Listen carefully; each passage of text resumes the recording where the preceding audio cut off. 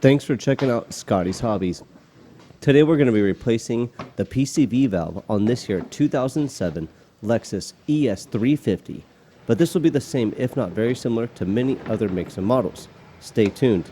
Here's the PCV valve right here on the front valve cover on this here front wheel drive vehicle. If you have a rear wheel drive vehicle that this video will apply to, it might be a little bit of a different variation, but this will be the very same if not very similar to other makes and models. So make sure you stay tuned. I'll cover the tools you need and the torque specifications, all that good stuff. You can see right here to remove the hose going to your intake manifold, all you got to do is squeeze the little butterfly hose clamp, pull it back, and you'll be able to remove the hose pretty easy. I don't want to pull on it so I don't ruin it or anything like that, so I'm putting a little bit of pressure on it on the front of the hose or on the tip of the hose to push it back. When you do remove it, make sure you take a look at the edges. You want to look for any cracks. If you see any moisture on this hose, go ahead and replace it while you're here. This hose goes up to the intake manifold.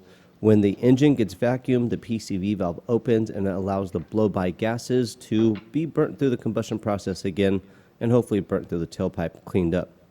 Make sure you look for little cracks right here or any residue, any moisture. That will be indications that this hose is bad. If your PCV valve is bad, it could cause a lot of problems, such as rough idle, a lot of oil consumption, smoke coming out of the tailpipe, lean codes. A lot of different issues can be caused by a bad PCV valve. So I overly excessively replace mine. About every 45,000 miles. They cost about 15 to 20 bucks at the store, and they take about 5 minutes to replace. So they're really easy to do. To remove this PCV, you need a deep 19 millimeter socket. It shouldn't be too tight, and when we go through the tightening up process, I will let you know the torque specifications that it should be set to and what tools you're going to need to get all this done. If you need the tools or the parts shown in this video, make sure you look for a link in the description to buy those. If this video helps you out, make sure you leave a comment below and let me know the year, make, model, engine size of the vehicle that this helped you on. And just let other people know, hey, this does work. Get this PCV valve out. When it is removed, you should be able to suck on it, but not blow on it. So if you're going to do this little testy suck, not blow. If it does go in both directions, your PCV valve is bad.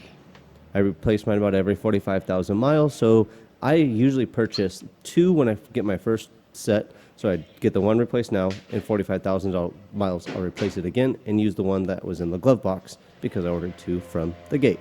So if you do need these, get two, 45,000 miles, replace it. This is a very easy preventative maintenance procedure that anybody could do in the driveway, even at a gas station, I would think. For the Toyota directions, it says to put on a paste. It's actually a Toyota paste.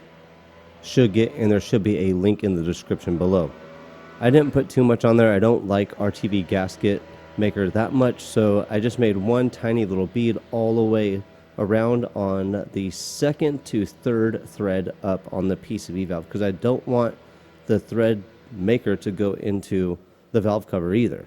That could cause other problems. This silicone sealant would possibly get stuck like in an oil passage and just be more problems. So don't get any of that gasket maker in the valve cover. The PCV valve doesn't get tightened up too tight. It's only 20 foot-pounds, and that's for all of these 2GR-FE engines. So all of them have the same torque specification, so don't worry about the variation on that. If you need the torque wrench, there should be a link in the description below. This takes about 5 minutes. It costs you about 15 to 20 bucks, and you could do it anywhere. If this one does help you, make sure you check out my video library. I have a ton of videos on this one. I'm going to have the cabin air filter, changing the oil coming up soon, the emissions locations and what they do, and all that other good stuff. So if this one helps you out, make sure you check those out too. Again, when you're installing this hose, make sure you don't have any cracks. If this has any cracks or if it's allowing any air into the system through this hose, you could get a lot of different codes as well. Not just with the PCV valve being bad, but with this hose being bad, you could get lean codes, just unmetered air into the system, just giving you problems. Lean codes, misfires, excessive smoke, just anything. So overly excessive, change this if you can. Comment below. That's it. I will see you on the next, hopefully helpful video. I appreciate you guys checking me out. And don't forget to put your engine cover on. I'll see you on the next one.